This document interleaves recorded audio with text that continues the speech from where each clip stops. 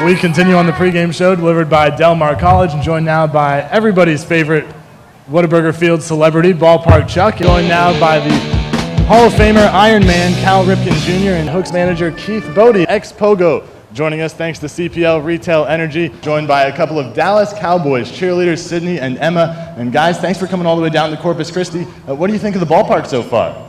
I think it's beautiful here. I love the ballpark. It's just the weather's nice today and we're right by the water. This is my first time here, so I'm loving it. Yeah, same. Everything is super nice. We got to visit some suites. They were beautiful. The food's great. We can't complain. And you guys had a meet and greet with some of the fans up in the Cotton Club before the gates opened today. How'd that go? I love Cowboys fans here. They all have their shirts on. I see some Cowboys shirts out there. I love it. We find Cowboys fans everywhere we go. That's why we're America's team. But a lot of the time that you're spending now is not only devoted to minor league baseball, but also growing youth baseball, the Ripken experience. What is that about? No, when I got out of baseball, I thought it was important to use the influence that you had to help promote the game. And one of the ways you help promote the game is by getting into the grassroots level. Babe Ruth renamed their lower division after me, so there's Cal Ripken baseball all around the country. We celebrated our World Series just last week. It was a fantastic experience for the kids. We have tournament venues in Myrtle Beach and also in Aberdeen. We're going to open one in Pigeon Forge, Tennessee, and we're looking to expand some of these models. And we also have a teaching element and a camp element in Aberdeen as well. So we've been pretty successful. It's been 10 or so years building that model, but I think now we're ready to expand on that model. Well, you are in Corpus Christi tonight as a spokesman for Northern Safety and Industrial to talk to representatives from Citgo. So what are you doing for Northern Safety? Well, I mean, it's really interesting. There's a connection between an emphasis on safety in the workplace and also safety on the field. When I played all those games, 2,632 games, a lot of people would look back and say, well, you know, Cal did it because he played sort of conservative and he played it safe. And sometimes that'd make me mad in a way because I never once played it, safe and not hard.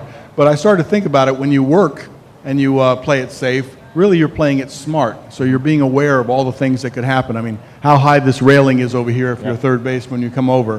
You know, what's the footing around the batter's box? What are the bases like? All those things that you're aware of. Or when you go into Fenway Park, for example, you got the wall out there.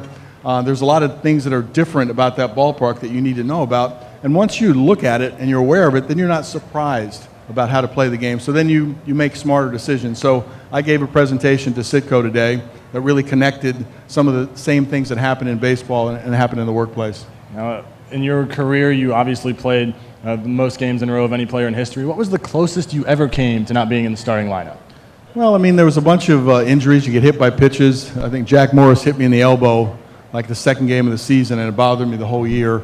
And you end up figuring out how you can fight through some of the nagging type injuries. I sprained my knee really bad in a brawl.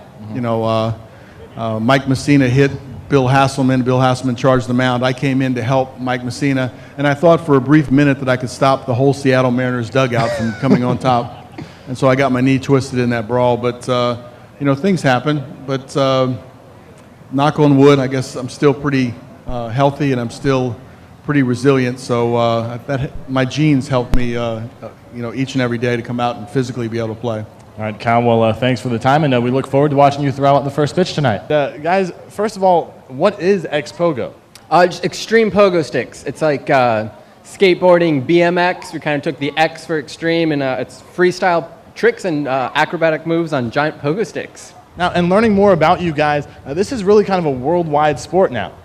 Yeah, we've gone a lot of places. I've been to China twice. He's been to a bunch of places. We're going to Sweden for the World Championship in about 2 weeks, so I'm pretty excited for that. It's a worldwide thing now. So, Mina, how did you even get into it? Like, who decides, sees that pogo stick and says, you know what, I'm going to try to do a backflip on that? I don't know. I wasn't the best at a lot of things, and then, I don't know, I just kind of grabbed a pogo stick in my garage, and then I looked up extreme pogo sticking, found Fred over here. He had a couple videos out, and then I just kind of tried to copy what he was doing, and now I'm here doing shows with him, so. So if you're the veteran of this, how did you get started in it?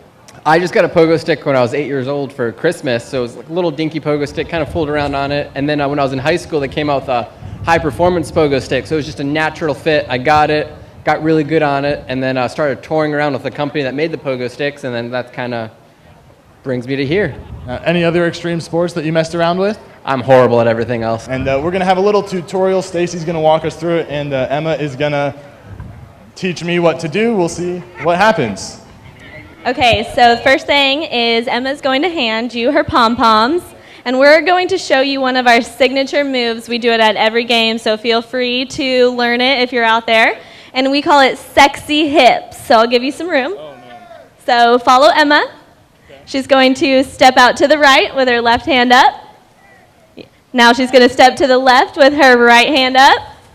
Then back to the right, and she's going to roll her hips. Woo! Okay, then you do it again, but you reverse it. So you go to the left first, then to the right, then back to the left, and roll your hips. Okay, so can we do it all together? Ready? 5, 6, 7, 8, right, left, and roll your hips, left, right, and roll. Amazing. Perfect. Thank you all very much. Rusty got in on it as well. And that was possibly the worst third segment of the pregame show of the season. But thank all of y'all for coming by, and we look forward to the performances throughout the game tonight. Thank you. Dallas Cowboys cheerleaders joining us at Whataburger Field tonight, thanks to the Coastal Bend Chevy dealers.